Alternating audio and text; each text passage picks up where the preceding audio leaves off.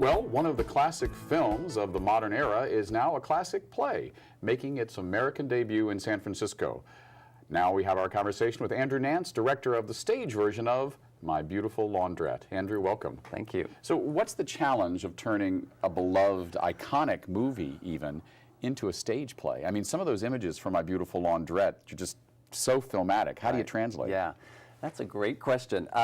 You know, I was worried about directing it because it is so iconic. And so I went and I watched it. And actually, it was filmed for television. So it's sort of clunky if you actually watch it again. The original movie was a TV movie. Yes. And then it went to film festivals, and it was such a hit that they released it in theaters. And so there's a clunkiness to it if you watch it again, and my apologies to anyone who just thinks it's the best movie ever. And it was nominated for an Academy Award for Best Screenplay. Right. So the play has an opportunity to sort of finesse all those bumps that were in the movie. Right. Because it was filmed for television. There are a lot of breaks, like little blackouts for commercials. Right, and of course, if it hadn't been for My Beautiful Laundrette, we wouldn't have had Lincoln. I mean, That's it right. made a star out of I know. Daniel Day-Lewis. Yeah, you know, I went and I Googled some of the reviews of the movie back then, and all of them said Daniel Day-Lewis is amazing in this film, and he is. He's just riveting to watch. And I think he was in Another Country at the same time, Yes, which was a very popular movie at the time.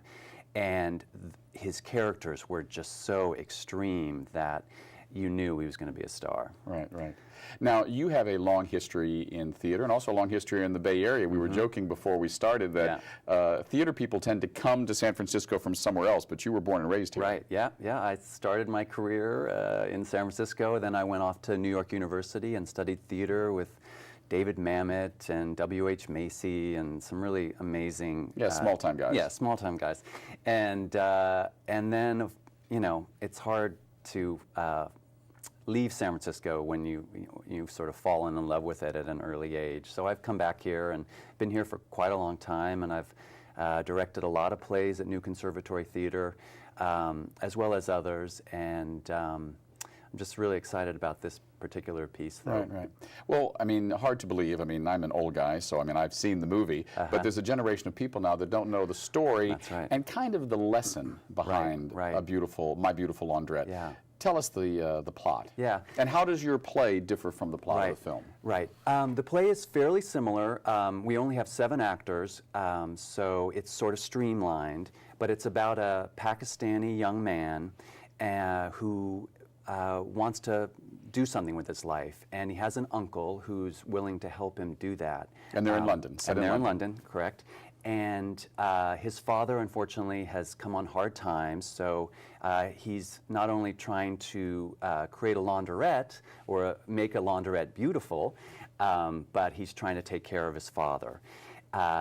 He meets up with Johnny, his old school chum, who has unfortunately gone down a wrong road and has become part of the National Front, which is basically the sort of keep Britain British movement. You know, all non-whites, please go home, kind of.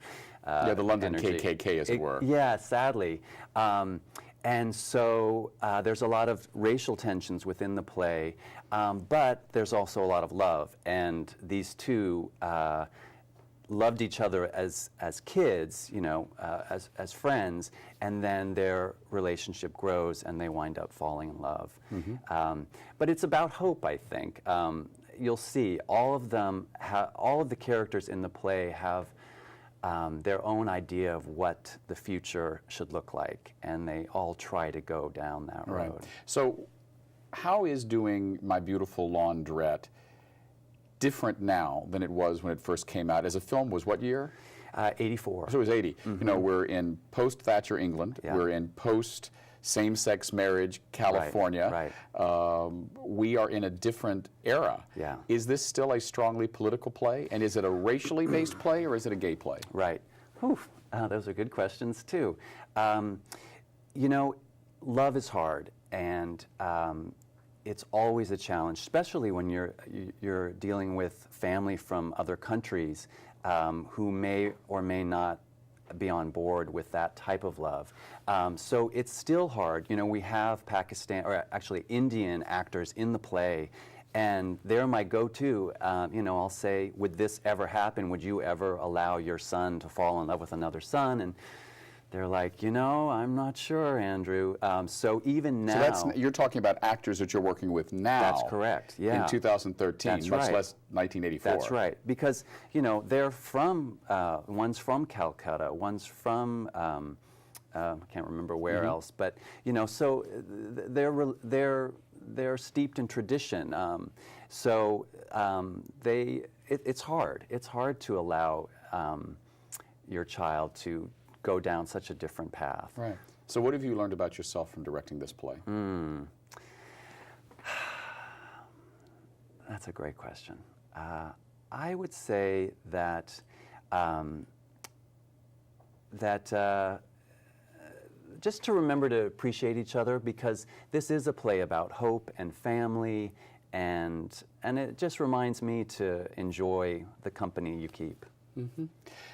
What is it like working with such an iconic script? I mean, you know, everything changes from the film to the stage, but we're in an era when it's flipped. You know, when I was a young man, you'd have a stage play, and that would become a film. But now we're in an era when you have a song or a video game, and it becomes a Broadway musical by Disney, and then maybe it comes back to the stage. I mean, it's kind of all, and then probably a YouTube video along the way. I think it's exciting because when I tell people our age that I'm doing My Beautiful Laundrette, their eyes light up, and they just say it was one of, you know, the most pivotal movies I've ever seen. So it's very exciting to feel like I'm trying to honor that experience. But what about people who are, you know, were born after 1984? Have they even heard of My Beautiful Laundrette? No, they haven't. It's so sweet. But they have heard of Daniel Day-Lewis, so they get very excited that that was one of his first films. So, yeah. What do you think is I mean, you talked about it being a film about love, and love is hard. I think that's interesting. What is the other message of, and not the movie, but specifically how you directed this play? What would you like the audience to leave with? Right. That it's worth it. You know, love is hard, but it's worth it. And yes, you're going to have a lot of people saying, I don't want that for you. But what we all have to know is what we want for ourselves, independently of anyone's opinion of that. Have you learned anything about religion and family in Pakistan and yeah, I mean, it's India? Complicated.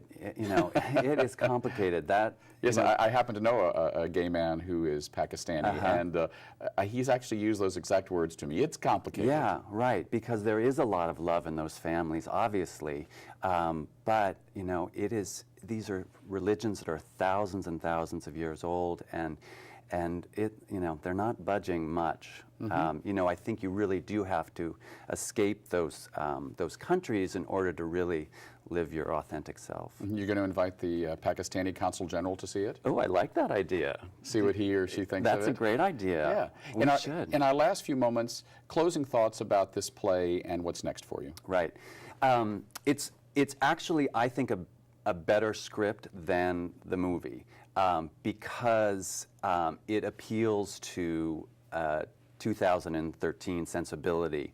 It is a period piece. It focuses on the 80s, so there's some big hair and big shoulder pads and things like that. Oh, good. Yeah, but again, the heart is still there. And what's next for me? I'm directing a really funny play called It's Christmas Carol, about Carol, the Jewish secretary of Ebenezer Scrooge. So that's what's next for me. Oh, well, can't wait. It'll be fun. We've been speaking with Andrew Nance, director of My Beautiful Laundrette. Now, from a beautiful laundrette to a truly beautiful salon, we're going to speak with one of San Francisco's hottest hairstylists, Timothy Scott. We'll be right back.